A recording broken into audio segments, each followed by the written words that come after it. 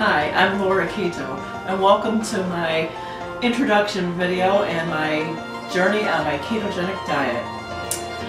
My journey actually began 30 years ago, and I do believe that it started 30 years ago. I was overweight. I was an overweight child. I decided one day that I was going to lose weight, and I lost 100 pounds on a low-fat diet. I was hungry all the time. I worked out day and night. I used to run to the gym, do my workout, and walk home. I did this almost every day. I ate about 1,000 to 1,200 calories a day. And after 6-8 months, see, how old was I? I was about 17 or 18 years old when this happened. After 8 months, I lost nearly 100 pounds. I felt good. I looked good. I'm going to insert an image here. And, but I was hungry all the time and miserable. And eventually, after a series of events in my life that were very difficult for me to get through, I gained all the weight back. And then some. For a while, I worked as a personal trainer. Even after I had gained some of my weight back, I continued to work out. This is going back to my early 20s. I continued to work out. I continued to train. I worked in a gym as a personal trainer and director of a fitness program. And I remember one day, my supervisor said to me, "You know, Lori, you're here. You're working out. Your tone, and I see that you eat healthy, but what's the matter with you? Why don't you lose weight?" And I was kind of hurt by that, but I had to really think about what she said, and it was true. Everything she said was true. Why wasn't I losing weight?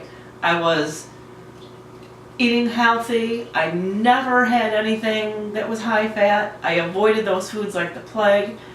But I didn't know it at the time, but I was eating a lot of carb and feeding my addiction, which I now know that I have a carb addiction. And I don't mean when I say carb addiction that I'm just out there eating every carb in sight and piling on the mashed potatoes, which I would love to do, but I don't.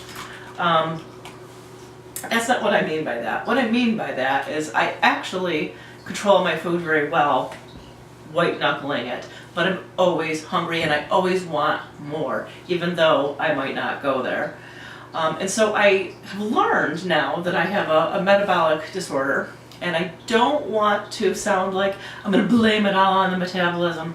I messed up my metabolism almost in the same way that an alcoholic, before they became an alcoholic, they could drink in moderation without having an addiction. Well, not all, but some. With me, I messed up my metabolism by eating too much carb at one point in my life, and I've never been able to eat normally again. So, fast forward to the present. Here we are a couple of years ago. I found the Atkins Diet.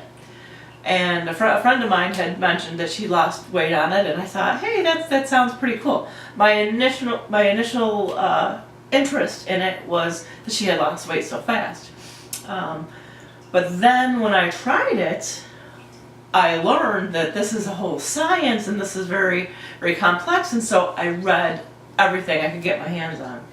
And I tried it, eating the low carb, high protein. I don't want to say high protein, but you know, I was eating about, I don't know, a couple servings of protein a day, you know, just a hamburger patty and some eggs. Nothing overboard, nothing ridiculously high protein, but the low carb, and 20 net carbs is what I did. Anyway, I lost weight, and I loved how I felt, and I loved most of all not being hungry all the time, and having that feeling of when I am full, I'm full, and I put the food down. I have never been able to do that my entire life. Something happened to me growing up as a child. I'm Italian, and pasta, mangia, that's what we were taught. And if you didn't eat, something was the matter with you. Well, something was the matter with me for sure. I got a carb addiction and an intolerance, an insulin intolerance. I'm not diabetic, but I have something wrong with my metabolism, which I've learned through studying the ketogenic diet. So, back to where we're at today. Or actually, no, back a few years ago, I tried the keto diet. Why did I go off of it? I actually didn't want to, but I was scared. Everybody kept telling me how dangerous this was. I was going to get a fatty liver. I was going to have a heart attack from all the cholesterol. The list goes on and on of all these dangerous things that I was told. And I got scared, frankly. And I thought, I better give my body a break from this keto thing because I'm afraid what's going to happen to me. Well, here we are. Fast forward a couple of years, and my body really has just been craving to be back on the diet.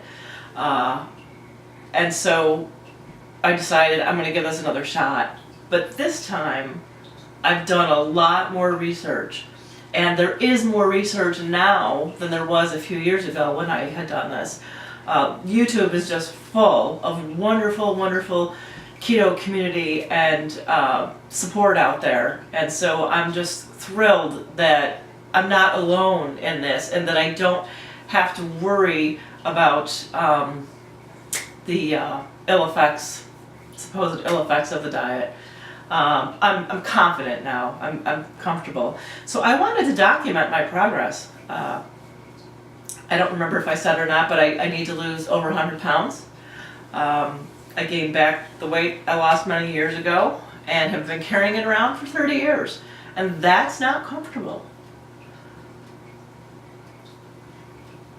I don't know exactly how much I weigh. I know that I'm over 100 pounds overweight. I'm afraid of the scale. I'm just confessing. The last time I weighed myself,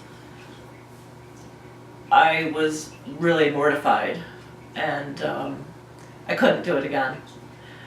But I did have the courage to ask my chiropractor, who I see a couple times a week. I had the courage to ask her to weigh me, not tell me how much I weigh, but to let me know every time I weigh in, about once a week, how much I've lost. And my plan is, in future videos, that I will eventually have her reveal my weight. I do know it's over 100 pounds, that I know. So I'm going to try to get the courage to do this, so I will be happy to bring you along on that journey as we face it. But the scale scares me. It really does. Just checking notes here.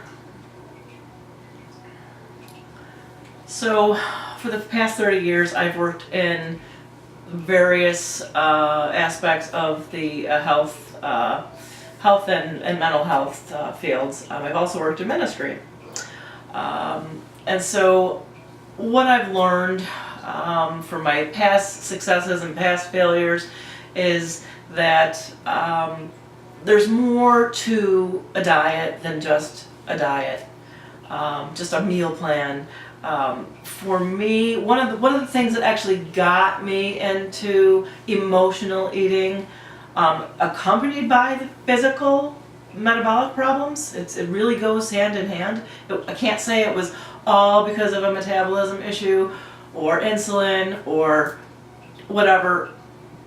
It's definitely emotional, spiritual, and physical connection, a very holistic connection that I firmly believe that I have to address all these issues.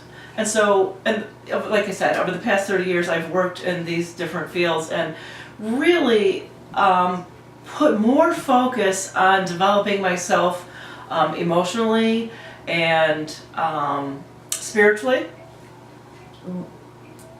And the physical part has just been so difficult for me to do because I didn't have a ketogenic diet. I didn't even know about it, believe it or not. I didn't even know about it until a few years ago. If I had known it, I probably would have lost the weight years ago. I'd be willing to bet on that. But that's okay, because here we are today, and I invite you to join me on my weight loss journey. I'd like to talk in my future videos about the mind-body-spirit connection and how that all works together, because I firmly believe that it does. So definitely exciting. Thank you for